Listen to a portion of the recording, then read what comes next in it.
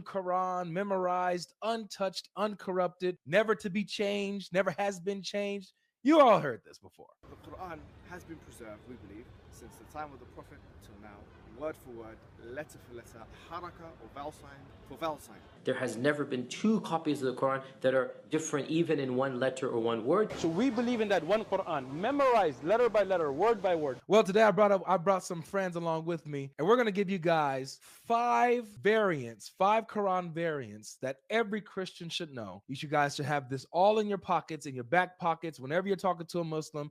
5 Quran variants, easy to explain, easy to show to your Muslim friends. And I brought my friends to talk about this. Jai and DLC. What's up, guys? Hey, what's up? What's up? Hey, What's up, man? What's up? What up, DLC? You in there? I'm in there. She's How are in there.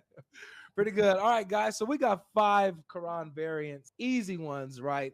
Now we're not talking about English, translations that are different, right? We're talking about the Arabic, different versions of the Quran, different variant readings that aren't just dialect changes, but are, different words that change the meaning. That's what we're talking about, right, guys? That's exactly right. That's exactly what we're talking about. We're talking about differences in the Arabic text, different versions of the Arabic text.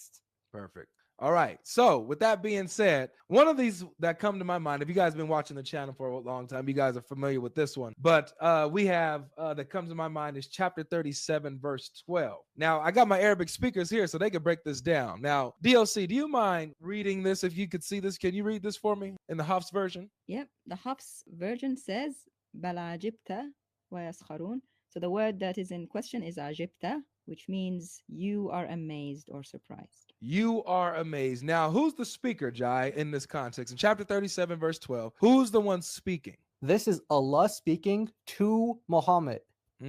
So Allah speaking to Muhammad, and he says, you were surprised while they mocked, or you were amazed while they mocked. So Allah speaking to Muhammad. But when we scroll down here and we see all these different, readings of the Quran here, they're mostly the same. But we get down to Al-Kasai and Al-Hamza. We get here, what does it say here, DLC? He says بل عجبت ويسخرون. Now tell us what the difference is. What's happening here is Allah speaking again, but he changes the pronoun. He says بل عجبت ويسخرون. عجبت, that's the word difference. If you remember in the Hafs, it was عجبت. Now what's the difference here? It says I was amazed. Wow. So Allah is amazed now. Before it was Muhammad who was amazed. So here's the big difference. We got Allah, who is the speaker. He's the speaker in both versions of the Quran. He's the speaker. And yet we have Allah saying in one version, he says, you were surprised while they mocked. While in the other one here, he says, I was surprised while they mocked.